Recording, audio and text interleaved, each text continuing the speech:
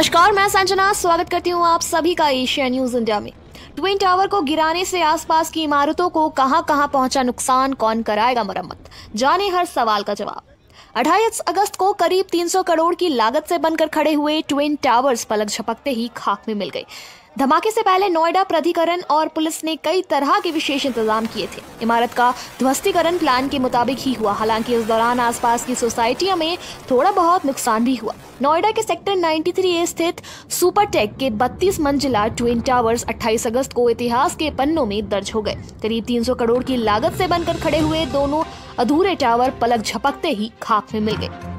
धमाके से पहले नोएडा प्राधिकरण और पुलिस ने कई तरह के विशेष इंतजाम किए थे। आसपास की सोसाइटियों में रहने वाले लोगों को सुबह ही बाहर निकाल दिया गया था। वहीं इन सोसाइटियों की इमारतों को बड़े बड़े पर्दों से ढक दिया गया ताकि धूल जाने से रोका जा सके। अधिकारियों की सांस अटकी हुई थी, कारण देश में पहली बार इतनी बड़ी इमारतों को गिराया जा रहा था और इसके अगल बगल की सोसाइटियों में बने सैकड़ों फ्लैट्स की सुरक्षा एक बड़ी चुनौती थी।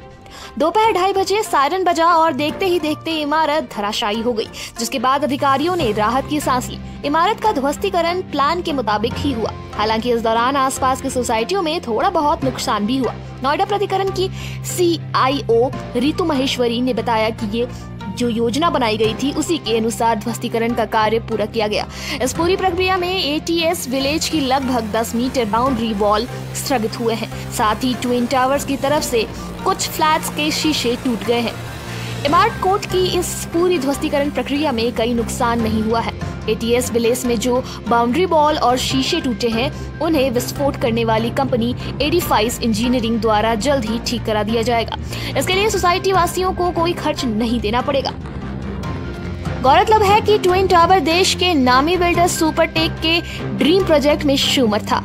इनमें 3, 4 और 5 BHK के फ्लैटों का निर्माण किया जाना था। दोनों टावरों को 40 मंजिल बनाने की योजना थी, लेकिन बीच में ही मामला हाई कोर्ट में चला गया और काम पर रोक लग गई।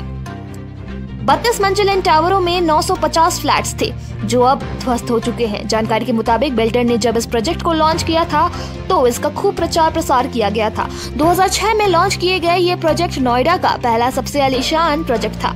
इसमें swimming pool, market, gym, club समेत अन्य सुविधाएं शामिल है। जानकारों की माने तो अगर ये ट्विन टावर बनकर तैयार हो जाता तो वर्तमान समय में ये नोएडा ही नहीं बल्कि NCR की सबसे शानदार आवासीय इमारत होती।